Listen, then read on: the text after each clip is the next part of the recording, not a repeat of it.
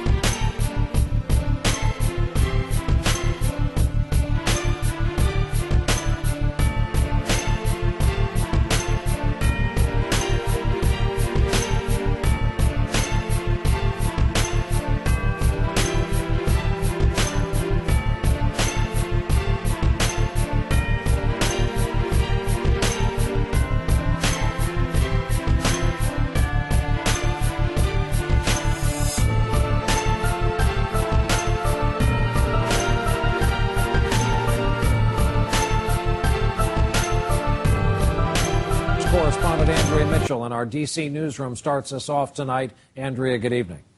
Good evening, Brian. That battle in Syria is now being fought in a diplomatic showdown between the United States and Russia, and it does feel like a return to the Cold War. Only days before President Obama is having his first summit with President Putin. Now a war of words between the U.S. and Russia, Syria's longtime military supplier. The Secretary of State accusing Russia again today of contributing to the violence by sending the Assad regime attack helicopters. They continue to deliver.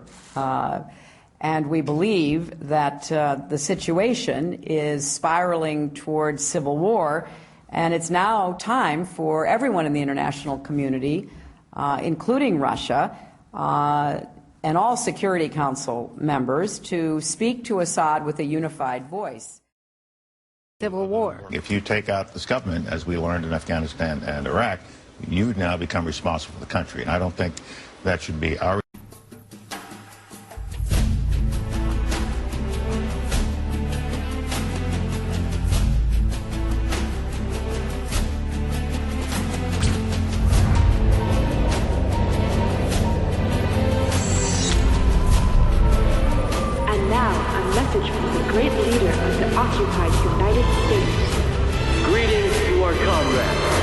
Citizens of the new America.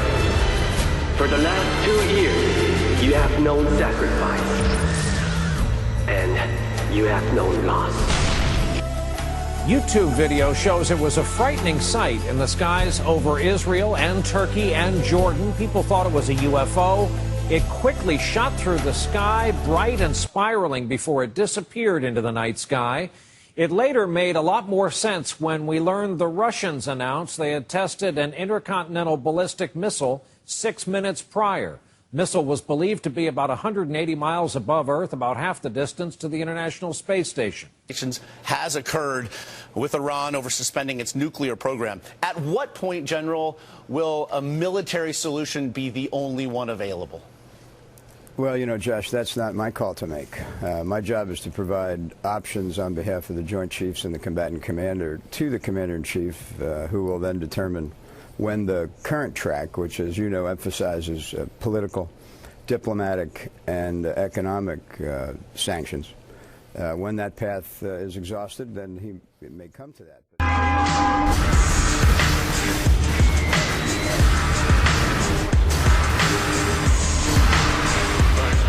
Surely as dawn follows night, a brilliant sun now shines across the world. It is the light of prosperity and progress, and the burning torch of peace.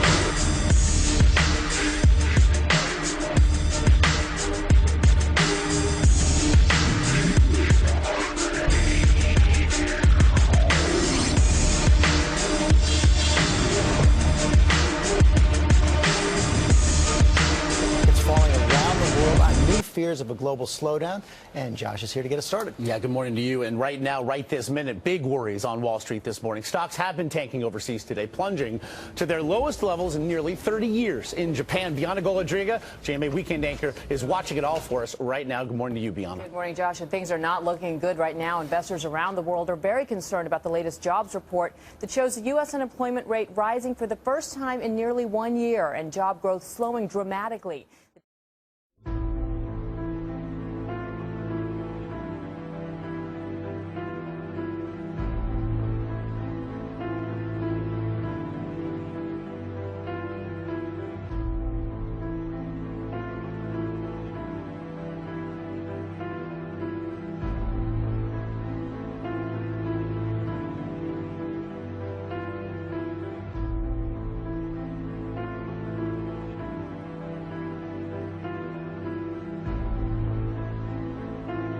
We're going to turn now to an important headline about fish that could have on your dinner plate. Some bluefin tuna off the California coast are carrying radioactive contamination from that nuclear plant that started leaking after last year's earthquake in Japan. ABC's Lindsay Davis here with the details. Good morning, Lindsay. Good morning, George. Researchers admit they were not expecting this. In fact, this is the first time such a large migrating fish has been shown to carry radioactivity so far. And the scientists involved say the results are unequivocal that Fukushima was definitely the source. The 6,000-mile journey across the Pacific to the U.S. The scientists assumed the radioactivity would have been long gone by the time they arrived because big fish like bluefin tuna, which can weigh more than 1,000 pounds, would typically shed radioactive substances easily. But what they found were levels of contamination 10 times higher than amounts measured in previous years. Still,